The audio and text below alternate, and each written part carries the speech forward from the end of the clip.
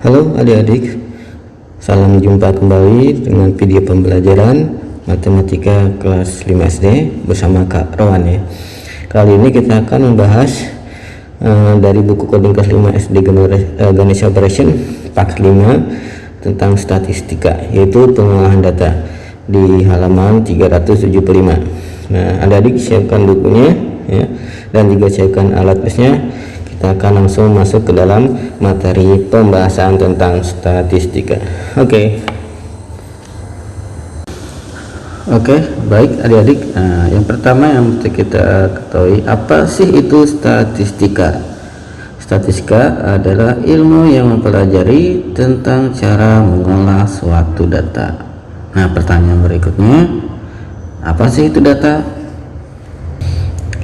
Data adalah suatu kumpulan informasi atau keterangan ataupun gambaran keadaan yang sedang diamati. Nah, itu arti data. Nah, berarti pertanyaan selanjutnya, mengapa kita harus belajar statistika? Nah, adik-adik harus tahu statistika ini banyak sekali diterapkan di berbagai bidang, misalnya bidang sosial, kependudukan, ekonomi, pengetahuan alam, teknologi, dan lain sebagainya. Jadi statistika itu penting untuk dipelajari. Nanti kalian akan tahu sendiri kegunaannya ya. Nah, kakak akan membahas tentang pengolahan data ya hari ini ya. Kakak akan membahas materi tentang statistika ini ya. Apa saja sih yang dilakukan dalam statistika ya. Langkah-langkah di dalam statistika yang pertama adalah mengumpulkan data ya, data dari objek atau yang kita amati. Yang B itu penyajian data. Nah, data disajikan dalam bentuk misalkan apa ya. Kemudian terakhir adalah dengan pengolahan data. Nah, ini akan kita bahas satu-satu ya. Oke, yang pertama kita akan bahas tentang mengumpulkan data. Mengumpulkan data dapat dilakukan, dilakukan dengan yang pertama dengan percobaan atau penelitian, kemudian bisa dengan wawancara ya, atau dengan mengisi lembar isian atau angket atau kuesioner, atau juga dengan pengamatan secara langsung atau observasi, atau juga mengutip dari suatu laporan ya. Itu cara mengumpulkan data.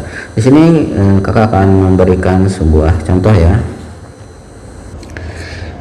Di sini contoh yang seperti di buku adik-adik itu ada ya. Jadi Barbara ingin mengetahui nilai matematika teman-teman sekelasnya. Untuk keperluan itu Barbara menanyakan nilai ke setiap temannya. Data yang diperoleh adalah seperti berikut. Nah, ini ada datanya ya. Nah, berarti cara mengumpulkan yang dilakukan Barbara ini adalah dengan cara bertanya langsung atau wawancara ya. Jadi langsung bertanya ke temannya atau wawancara namanya ya. Nah, ini data temannya ini ada berapa banyak ini? 1, 2, 3, 4, 5, 6, 7, 8, 9, 10 kali 2, berarti ada 20 siswa yang ditanya oleh Barbara ya. Oke, ini cara mengumpulkan datanya ya. Setelah itu kita akan bahas cara penyajian data ya. Penyajian data ya, cara menyajikan datanya ada 4 ya, ada 4. Yang pertama dengan cara tabel frekuensi dengan diagram garis, kemudian ada diagram batang, kemudian ada diagram lingkaran ya. Ini cara penyajian datanya. Ini kan kita contoh ya. Kita akan berikan contoh yang contoh Barbara tadi ya. Barbara bertanya ke teman-temannya tentang nilai matematika teman-teman. Yang pertama nilai yang Barbara kumpulkan akan kita buat dengan tabel frekuensi. Nah, adik-adik, itu contoh tabel frekuensi ya. Di sini ada nomor urutnya ya, ada nilai. Nilainya artinya di sini untuk data ya. Data yang sedang diamati. Jadi di sini bisa tentang nilai yang misalnya diamati, misalkan tentang berat badan, tinggi badan, ataupun yang lainnya ya. Di sini tentang data. Nah, ada istilah turus. Nanti terus kakak jelas maksudnya seperti apa ya. Kemudian frekuensi itu artinya banyaknya atau jumlahnya ya. Frekuensi nanti kakak jelaskan maksudnya apa ya, jadi jumlah atau banyaknya pada frekuensi itu. Nah tadi yang contoh soal Barbara ya, jadi data yang dikumpulkan Barbara kita cek dulu, yang paling kecil itu adalah angka 5 ya, paling kecil dari contoh Barbara, jadi nilai yang paling kecil itu adalah 5 ya. Kemudian 6 berurutan ya, 7, 8 dan 9. Nah, adik yang disebut turus itu begini. Mungkin adik pernah memperhatikan kalau dalam pemilu ya, pemilihannya. Jadi menggunakan seperti ini. Ini 5-nya ada berapa? 1 ya, ke garis 1. Kemudian 2. Nah, kemudian ada lagi 3. Nah, seperti garis kita ya, turus itu. Ada lagi yang 6-nya kita cek 1 ya. Kemudian ada lagi namanya, ada nih 2, ada 2 ya. Kemudian 7-nya kita cek 1 ya, kemudian 2, kemudian 3, 4, 5 miring ya, nah gitu ya, 6. Nah gitu, mungkin ada pernah lihat ya, seperti misalkan pemilihan ketua kelas, nah gitu ya. Nomor yang 8 kita tuh ada berapa nih ya, 1, 2, 3, 4, 5. Oke, pas 5 ya, jadi seperti itu. Yang 9, 1, 2, nempel ya, terus 3. Nah terus bisa nempel. Nah itu yang namanya disebut turus ya adik-adik ya. Kemudian frekuensi, nah frekuensi itu dari turus aja langsung. Tadi turusnya ada 3, tulis 3 ya. Frekuensi 6-nya ada 2 gitu. Frekuensi 7-nya ada 6, kemudian ini 8-nya ada 5, kemudian 9-nya ada 3. Nah kita jumlahkan adik-adik, jumlahnya berapa ini? 5 tambah 11, 5 tambah 6, 11, 16, 19. Ada yang kurang adik-adik, harus 20. Kita cek lagi mana yang salah. 8-nya ada berapa? 1, 2, 3, 4, 5, benar. 5-nya ada berapa sih? 1, 2, oh iya 5-nya ada 4 adik tuh kan ya, berarti ada 4, bukan 3 ya, ada 4.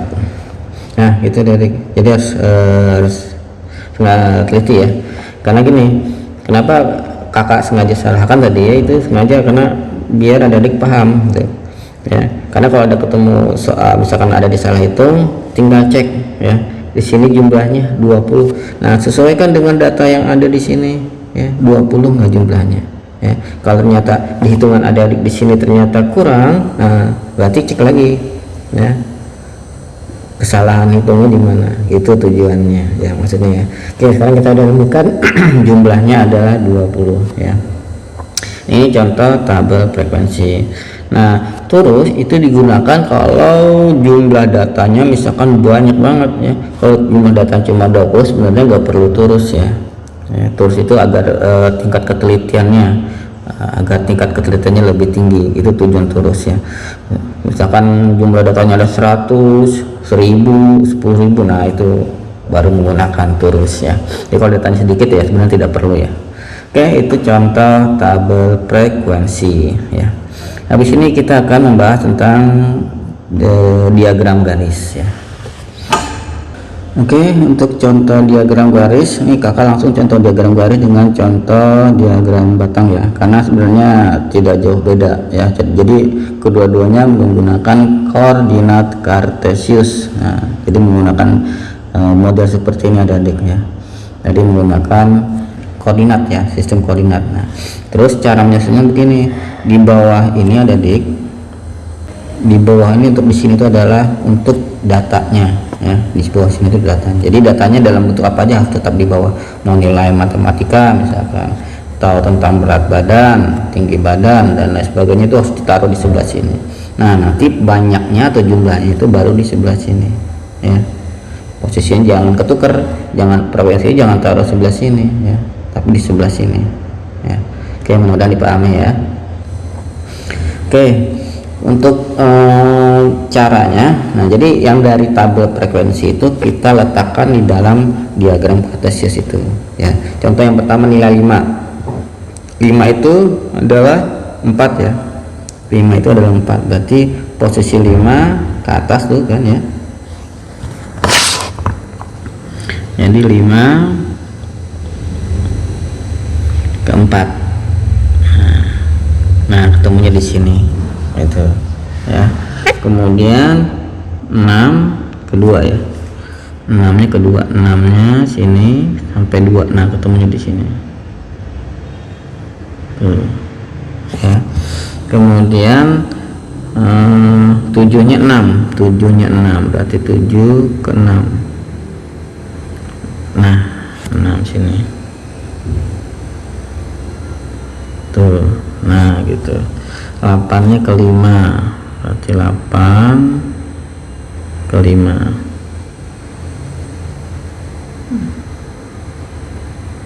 Habis 8 ke 5, 9 ke 3.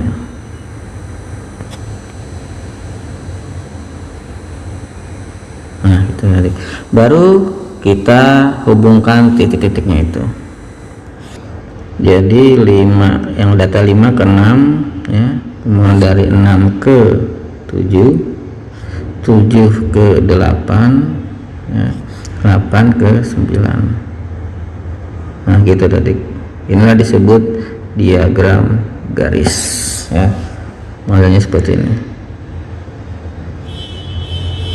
Kurang tebal garisnya ini.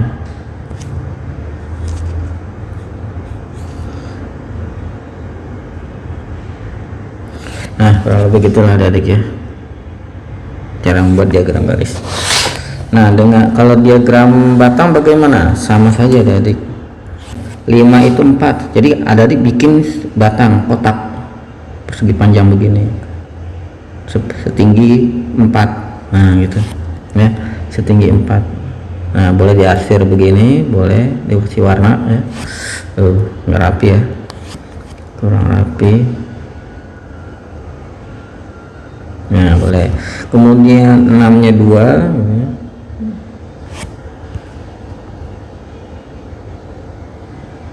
Usahakan sama ya ketebalannya, pakai penggaris kalau pengen rapi ya. Kemudian 7-nya 6 berarti 7-nya 6 7-nya 6 ya, berarti sini ya.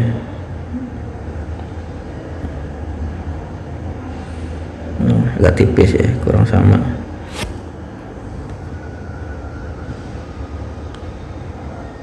Nah, gitu ya. Kemudian 8-nya 5.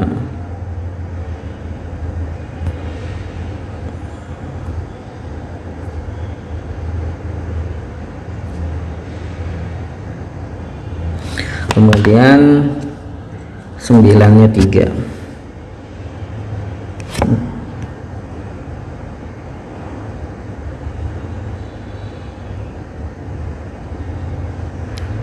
Nah, gitu adik, ini disebut namanya diagram batang ya.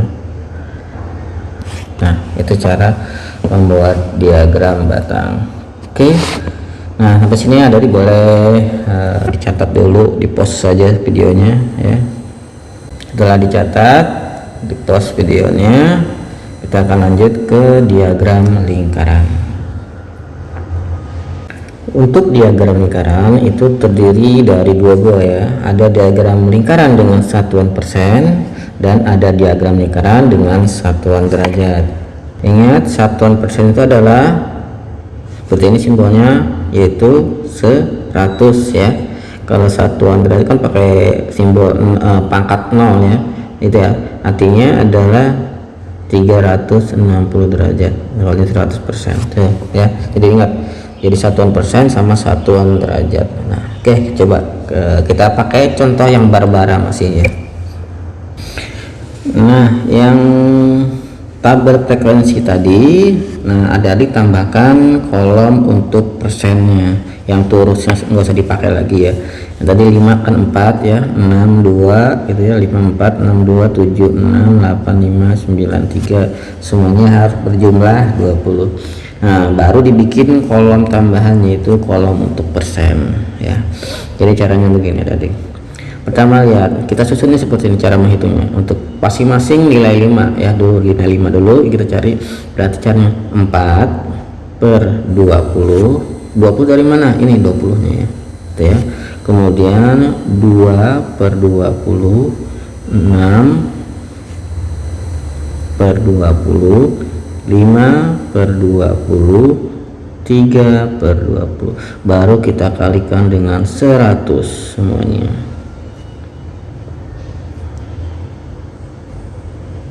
Nah gitu.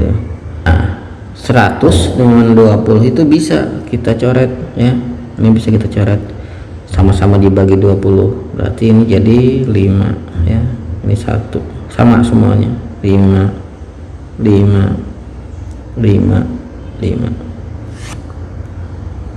Nah tinggal dikali 4 kali 5 berarti 20%, 2 kali 5 10%, 6 kali 5 30%, 5 kali 5 25%, 3 kali 5 15%. Kalau dijumlahkan semuanya harus 100%. Kalau enggak 100% berarti ada yang salah hitung. Itu cara ngeceknya adik ya.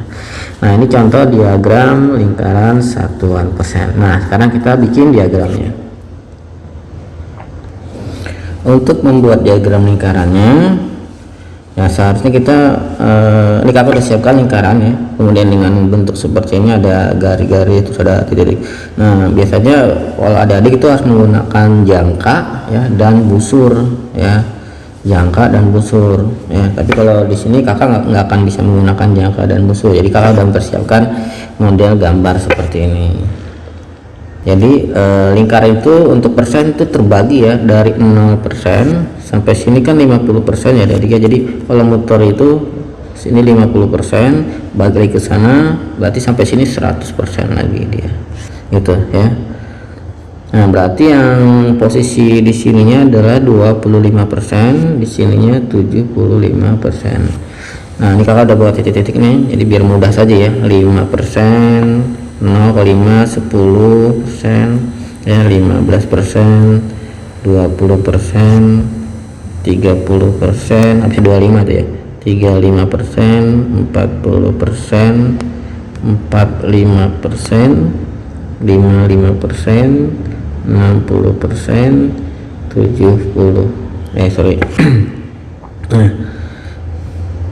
ini 60% ya, ini 65%, ini 70%, 75%, 80%, 85%, 90%, 95%, pas 100%. Nah gitu adik-adik maksudnya ya. Nah sekarang baru kita mulai menggambarnya. Yang pertama adalah yang 20% ini dulu. Oke, mulai dari mana? Dari 0 kita tarik garis lurus 0 ya, ke 20% mana? 20% ini ya. Nah gitu ya. Oke, kurang ini ya. Nah itu ya yang nilai 20%. Kemudian sampai 20% ke sini ditambah 10%, jadi 20 tambah 10 berapa? 30%. Berarti 30% di mana? 30% di sini. Gitu ya. Kemudian tambah lagi 30% dengan 30, berarti jadi 60%. Jadi 30 tambah 30 ya, bukan 10 tambah 30. 30 tambah 30 berarti 60%. Berarti 60% di mana? Di sini nih. Nah gitu ya. Setelah itu 60 tambah 25 berarti 85%. 85% di mana? 85% di atas. Nah gitu ya. Nah, B itu 85 tambah 15 pas 100%, berarti kembali ke sini lagi ya, seperti itu ya. Setelah itu baru ini boleh dihapus ya. Nah, kalau sudah dapat ya, kita hapus saja.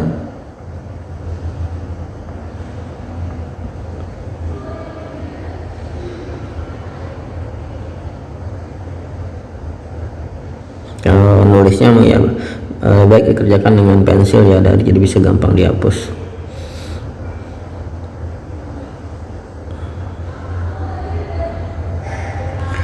Nah, kemudian kita boleh dikasih warna ya. Sini diarsir boleh jadi warna ya, seperti ini boleh ya, nggak apa-apa, biar indah aja ya. Warna hijau misalkan di sini ya. Nah, ini biru misalkan. Warna di sini. Nah, abu-abu misalkan. Nah, baru kasih keterangan masing-masing ya setiap warnanya. Ini untuk kelompok nilai 5, ini kelompok nilai 6, nilai 7, nilai 8, nilai 9. Nah, itu tadi cara membuat diagram lingkaran satuan persen ya. Cara membuat diagram lingkaran satuan persen ya, boleh dicatat dulu ya. Oke, silakan.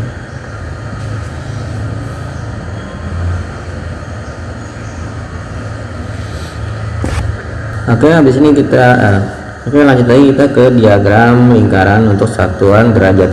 Sebenarnya nggak jauh beda ya adik ya, sama saja cara mengerjakan dengan persen. Nah, kita akan kasih contohnya.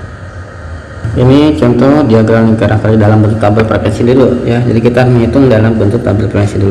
Nah, tadi sama cara mengerjakannya ada jadi 4/20 gitu kan ya, 2/20 ya, 6/20, 5/20, 3/20. Karena derajat maka pengalinya adalah 360 derajat ya.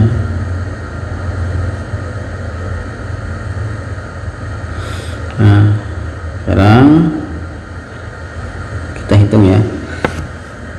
20 itu bisa kita coret dengan 20 ya, karena sama-sama bisa dibagi 20. Ini 1, ini 18, sama semuanya ya, menjadi 18.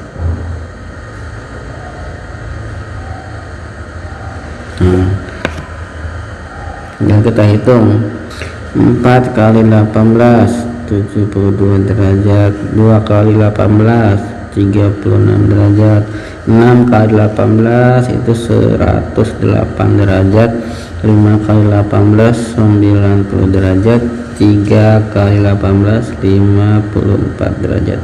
Nah, ini kita jumlahkan semuanya ya, hasilnya harus kembali 360 derajat ya. Karena kalau tidak kembali 360 derajat berarti ada salah perhitungan ya. Dihitung semuanya harus kembali 360 derajat. Nah, ini benar semua udah. Oke. Ya. Nah, habis ini baru kita gambar lingkarannya. Sebenarnya gambar lingkarannya sebenarnya nggak jauh beda dengan yang ini, sama saja ya. Kalau persen sama derajat itu sama saja sebenarnya ya. Cuma kalau derajat kan kita butuh busur ya, karena untuk menghitungnya ya. Jadi kalau gini caranya. Pertama yang ini 0 derajat. Nah, 0 ke 72 ya, 72 derajat. 72 tambah 36 itu berapa gitu? 72 tambah 36 108. Nah, di sini itu 108 derajat. Itu kalau pakai busur ketahuan ya itu. Kemudian 108 ditambah 108 berapa? Jadi 216. Nah, di sini itu 216 derajat ya. 216 tambah 90 sama dengan berapa?